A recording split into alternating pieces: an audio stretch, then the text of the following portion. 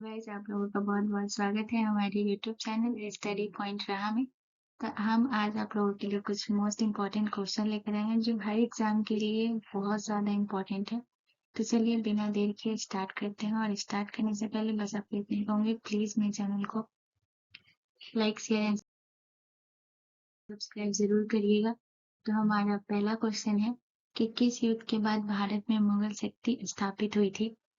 तो ऑप्शन है हमारा उत्तरायण का पहला युद्ध, उत्तरायण की दूसरी लड़ाई, पानीपत की पहली लड़ाई और पानीपत की दूसरी लड़ाई। तो प्लीज बताइए इसमें से कौन सा आंसर होगा। तो मैं बता दूं कि जब मुगल सत्ता स्थापित हुआ था तो वो पानीपत की पहली लड़ाई थी जो इब्राहिम लोदी के बीच हुआ था, बाबर और इब्राहिम लोदी के बीच, जिसमें इब्राहिम लोदी हार गया था और बाबर जीत गया था उस युद्ध में। चलिए दूसरा क्वेश्चन स्टार्ट करते हैं। हमारा दूसरा क्वेश्चन है कि अफीम एक पादप उत्पाद है जो किससे प्राप्त होता है। तो ऑप्शन है हमारे तने की छाल, सूखे पत्ते, जड़ या सूखे लेटेक्स। तो हमारा जो आंसर होगा वो है ऑप्शन नंबर डी, सूखे लेटेक्स। चलिए अगले क्वेश्चन की तरफ। निम्नलिखित में से कौन सिखों का अंतिम गुरु था। तो बताइए सिखों के अंतिम गुरु कौन थे। गुरु तेग बहादुर, गुरु गोविंद सिंह, गुरु अर्जुन देव या गुरु अंगद देव। तो सिखों के अंतिम जो गुरु थे वो थे गुरु गोविंद सिंह। और जो सिखों के जो प्रथम गुरु थे वो गुरु नानक थे। तो याद रखिएगा, बहुत इंपॉर्टेंट है। चलिए अगले क्वेश्चन की तरफ। अगले क्वेश्चन है भारत के राष्ट्रपति बनने से पहले भारत रत्न पुरस्कार प्राप्त करने वाले व्यक्ति निम्नलिखित में कौन है। तो राष्ट्रपति बनने से पहले किन्हें सबसे पहले भारत रत्न मिला था, इनमें से बताइए। डॉक्टर मनमोहन सिंह, वीवी गिरी या फिर डॉक्टर राधा कृष्ण या राजेंद्र प्रसाद। तो हमारा जो ऑप्शन है, जो आंसर होगा हमारा वो है डॉक्टर राधा कृष्ण। इनको भारत के राष्ट्रपति बनने से पहले भारत रत्न प्राप्त हुआ था। चलिए अगले क्वेश्चन की तरफ बढ़ते हैं। अगला क्वेश्चन है हमारा कि लक्षद्वीप स्थित है। तो लक्षद्वीप कहाँ स्थित है। दक्षिण पूर्वी भारत में, दक्षिण पश्चिमी भारत में या पश्चिम बंगाल के निकट पूर्वी भारत में या दक्षिण भारत में, कहाँ है। तो हमारा आंसर होगा दक्षिण पश्चिम भारत में स्थित है लक्षद्वीप टापू। चलिए अगले क्वेश्चन की तरफ बढ़ते हैं। अगला क्वेश्चन है हमारा कि संविधान संशोधन अधिनियम ने पंचायत राज संस्थाओं को संविधान का दर्जा दिया था। तो संवैधानिक दर्जा कब मिला था पंचायती राज को। 73वें संविधान संशोधन या 54वें संविधान संशोधन या 68वें या 82 में, कौन किस में मिला था बताइए। तो ये हमारा आंसर इसमें होगा 73वें संविधान संशोधन के तहत पंचायती राज संस्थाओं को संवैधानिक दर्जा दिया था, जो कि मोस्ट इम्पोर्टेंट क्वेश्चन है।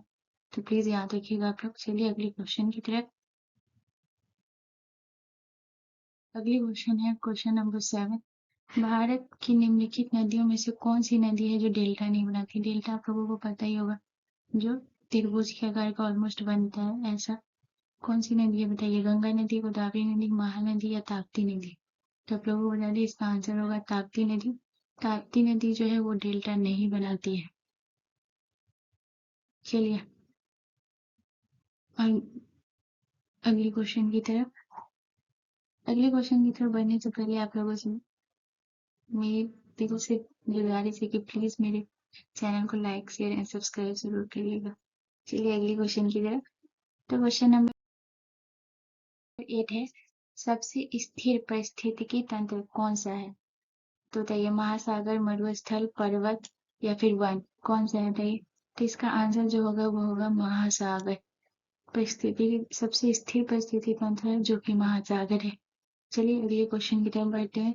क्वेश्चन नंबर 9 है हमारा 1024 बाइट्स जो है वो किसके बराबर है। 1 MB के बराबर, 1 TB के बराबर, 1 KB के बराबर या 1 GB के बराबर। बहुत लोगों को लगता है कि 1024 जो होता है वो 1 GB के बराबर होता है, जो कि बहुत ज्यादा ही ये ऑप्शन गलत है।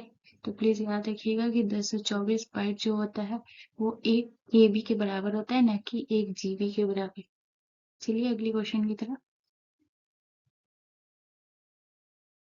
लोक लेखा समिति के अध्यक्ष के रूप में कौन कार्य करता है।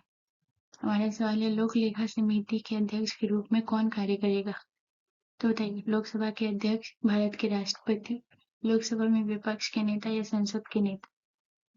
तो इसमें बहुत लोगों को लगता है कि लोक लेखा समिति का जो अध्यक्ष के रूप में जो कार्य करता है, लोक लेखा यहाँ पे समिति है, लोक लेखा समिति याद रखिएगा। जो कि बहुत लोगों को ऐसा कंफ्यूजन होता है कि लोकसभा के अध्यक्ष होंगे, जो कि बहुत गलत है। इसका सही आंसर होगा लोकसभा में विपक्ष के नेता जो होते हैं वो लोक लेखा समिति तैयार करता है, उसके बाद राष्ट्रपति के पास जाता है। तो ये चीज आप याद रखिएगा। चलिए, हमारा यही तक का था वीडियो। और प्लीज अगर आप लोगों को वीडियो अच्छा लगा होगा तो प्लीज मेरे चैनल को लाइक शेयर एंड सब्सक्राइब जरूर करिएगा। और अगर पीछे कुछ भी थोड़ा सा बैकग्राउंड शोर आ रहा होगा तो उसको इग्नोर करिएगा please. Thank you so much.